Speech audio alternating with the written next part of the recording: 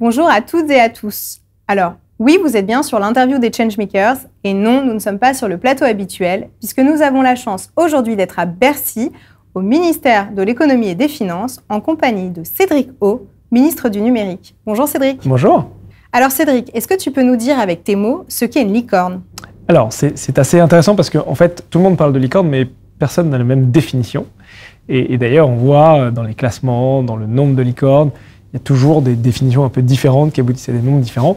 On peut dire que, grosso modo, ce sur quoi tout le monde est d'accord, c'est que ce sont des entreprises qui sont possédées par des capitaux privés, c'est-à-dire que c'est des entreprises qui ne sont pas en bourse, qui valent plus d'1 milliard d'euros.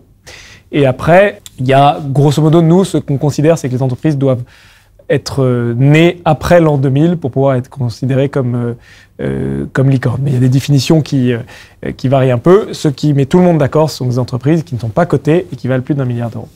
Alors du coup, je me pose une question. Quel est l'enjeu finalement pour un pays comme la France d'avoir des licornes? Et à quoi on s'expose si on n'en a pas? Alors, pourquoi est-ce que c'est important? C'est une très bonne question. Je pense qu'il faut prendre 2 pas de recul pour comprendre pourquoi c'est important. Si on regarde par exemple les 10 plus grosses entreprises internationales, dans le monde les 10 plus grosses entreprises, il y en a 8 qui font partie de l'économie qu'on dit de la tech, c'est-à-dire du numérique ou de la technologie plus globalement. Il y en a 6 qui n'existaient pas depuis il y a 25 ans. C'est-à-dire que 6 des 10 plus grosses entreprises du monde n'existaient pas il y a 25 ans. C'est pour moi l'incarnation du rôle que joue l'innovation dans notre économie. C'est-à-dire que le monde est dominé, l'économie est dominée, mais notre vie quotidienne est aussi dominée. On le voit à travers les outils qu'on utilise, comme les boîtes mail, les téléphones portables, les réseaux sociaux, par des entreprises qui sont de jeunes entreprises, relativement jeunes on va dire, qui sont très innovantes. Et ce que traduit le nombre de licornes dans une économie, donc il faut avoir en tête qu'à peu près il y en a, je sais pas, entre 200 et 300 je crois, ou peut-être un peu plus que ça aux États-Unis, il y a à peu près le même chiffre en Chine, et l'Europe est en train d'arriver à ce même chiffre. C'est, on va dire, un bon indicateur du niveau d'innovation de l'économie, de la capacité à faire émerger de nouvelles entreprises.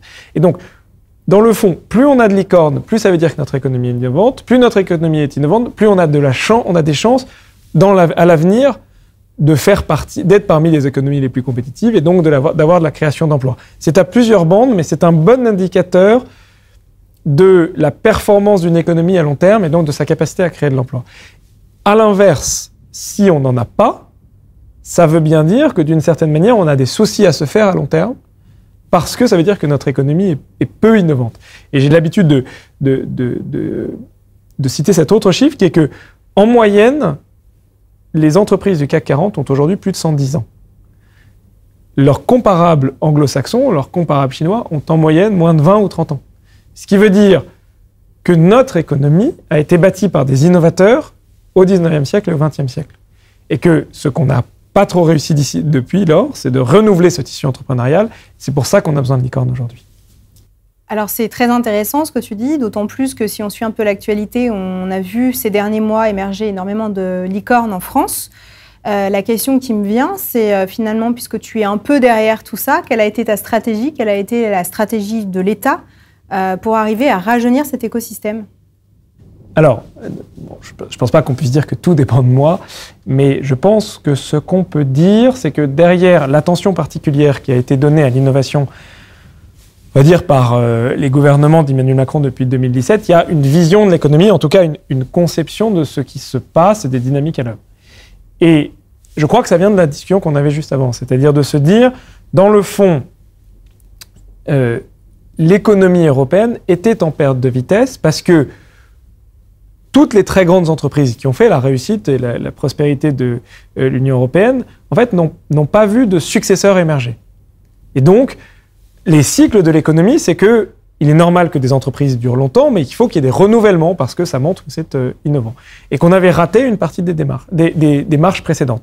Ce qui s'est senti au niveau des 10 plus grandes entreprises mondiales, je le disais tout à l'heure, sur 10 plus grandes entreprises mondiales, 8 sont dans la tech, 6 n'existaient pas il y a 25 ans, aucune n'est européenne. Et donc, c'est en gros l'indicateur d'une forme de déclassement en cours.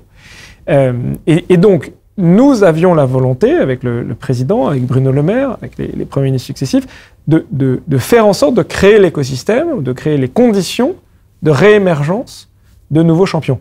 Et on a en France un atout absolument extraordinaire, qui est la qualité des chercheurs, des chercheuses, des ingénieurs, des entrepreneurs, des entrepreneuses. Qualité qui est historique, parce que il fut un temps où la France a été le plus grand pays d'innovation du monde, au 19e siècle et au début du 20e, avec les Pierre et Marie Curie, avec les frères Lumière, avec Louis Pasteur, etc., etc. Et d'ailleurs, tout cela ont construit le monde tel que nous le connaissons.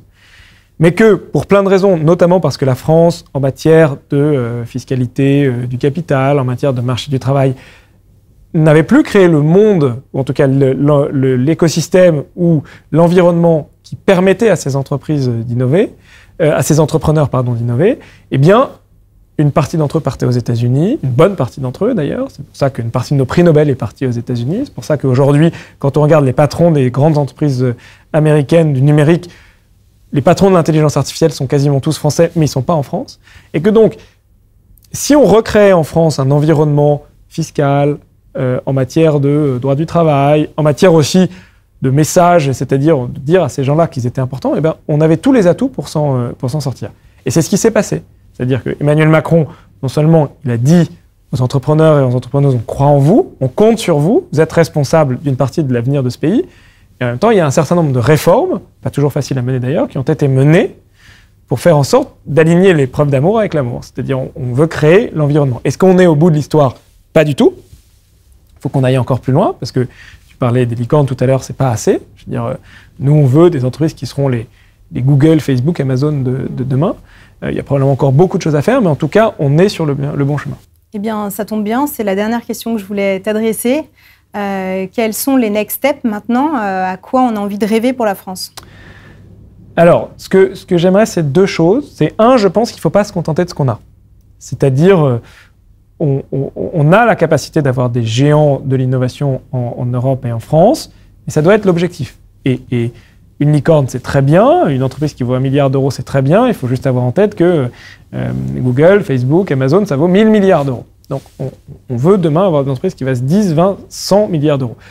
Pas pour la beauté de la capitalisation financière, ça, dans le fond, on s'en fiche, mais parce que c'est un indicateur de la création de valeur et donc de la création d'emplois. Ce gouvernement a fait de la création d'emplois et de la capacité à revigorer l'économie française l'alpha et l'oméga de ses politiques. Et donc, c'est un moyen à destination de cette fin. Et par ailleurs, ce que j'aimerais, c'est que nombre de ces futurs champions, et ce sera le cas parce qu'on le voit, soient dans des secteurs qui offrent des solutions aux grands défis qui sont les nôtres. Si on prend tous les défis sociétaux sur le climat, sur les inégalités, sur la question de l'alimentation, sur la question de la santé et du vieillissement de la population, on a besoin de beaucoup plus d'innovation. On a besoin d'offrir de nouvelles solutions. On a besoin que ces entreprises, elles soient à la fois fournisseuses de solutions pour résoudre ces problèmes et en même temps que ça crée de la valeur économique. Et quand on voit des entreprises comme Doctolib, quand on voit des entreprises comme Insect qui fait des protéines animales, quand on voit des entreprises comme Alan, quand on voit toutes les entreprises qui sont notamment dans le domaine de la transition énergétique, c'est des entreprises demain des futures startups du nucléaire, on voit des entreprises dans l'hydrogène comme Life, dans les composants biosourcés chimiques comme Afiren, etc., etc. Ce sont potentiellement nos futurs champions, mais qui ne créent pas que de la valeur économique, qui créent aussi de la valeur environnementale, de la valeur sociétale, de la valeur sanitaire, etc., etc. Et donc, j'ai ce double souhait, un, qu'on puisse se réaffirmer comme une puissance technologique et comme une puissance économique dans le domaine technologique, mais également que ce soit des entreprises françaises qui participent de la réponse aux grands problèmes de notre temps. Eh bien, merci beaucoup Cédric pour ton temps. C'est moi, merci beaucoup. Et alors, pour tous ceux qui nous ont écoutés, si vous avez aimé cette interview et que vous souhaitez découvrir d'autres interviews de Changemakers, eh bien, c'est possible en vidéo ou en podcast sur toutes les bonnes plateformes. À bientôt!